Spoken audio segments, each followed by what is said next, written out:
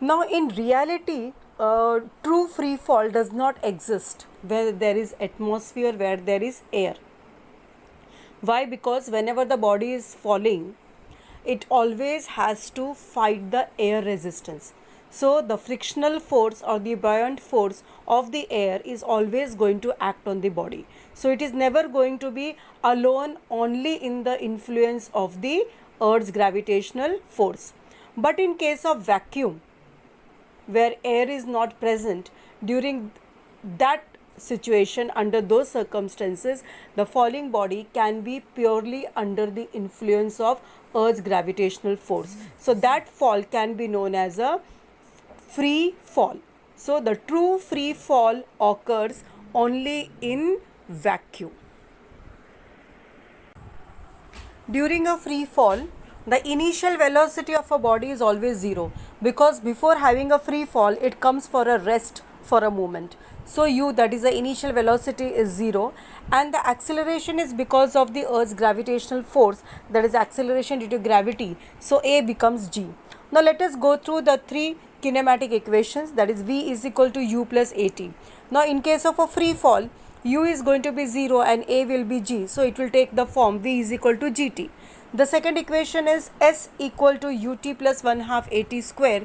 Again u is 0, so s will be half gt square. The third is v square is equal to u square plus 2as. U is 0, a is g. It will be v square is equal to 2gs. So this is how we can use the equations for a free fall. Now let us see what will be the sign conventions for G. When to take G positive and when to take G negative. Now see the figure. The first figure, the body is going upwards. That is, we are throwing something up in the air. Now this movement is against the gravity.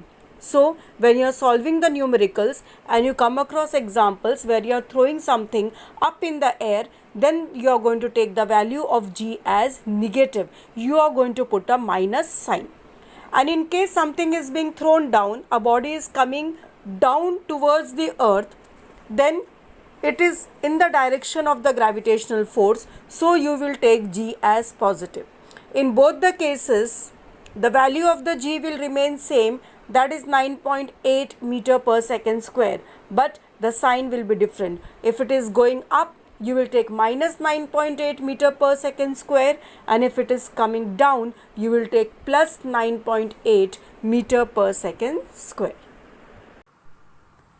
Now as you can see, we have taken two bodies, one light and one heavy. A is the lighter body, B is the heavier body, and if we are going to drop it at the same time from the top, they are going to reach the ground at the same time. Why? Because they are under the influence of G, and G is going to be same for both, so both are going to land on the ground at the same time. Now this experiment was also shown by Galileo in the Italian city of Pisa. He dropped two spheres of different masses from the leaning tower of Pisa, and he demonstrated and showed that both of them reached the ground at the same time. Now suppose we take a body and we take a feather. You know, feather is very light as compared to the body, any body, a spear, and we drop it from the same height at the same time. Now here, if it is a vacuum, you are doing this experiment in a vacuum, the scientists have already done that, the feather and this spear is going to reach at the same time on the ground.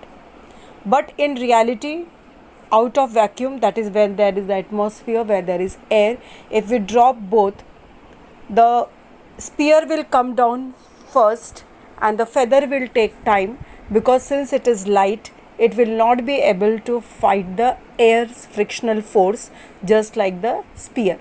So it will come very slowly, swaying and swaying, because it is fighting the air is taking it somewhere else, then again it is trying to come down because of the gravity. So now the gravity is fighting with the air resistance in bringing this feather down. So the feather will come slowly and slowly down because of the air's frictional force. It is also known as the buoyant force of the air,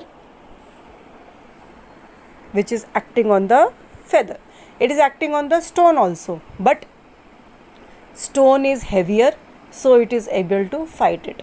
Feather is light, it is not able to fight it as strongly as the stone.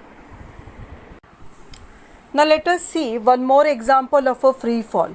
Now see in the figure we have shown Earth, and there are two planets, satellites, which are orbiting the Earth.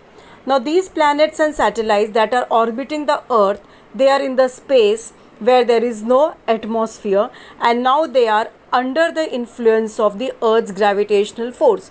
Moreover, the Earth's gravitational force is the only force which is acting on these bodies. So these bodies are also in the state of free fall.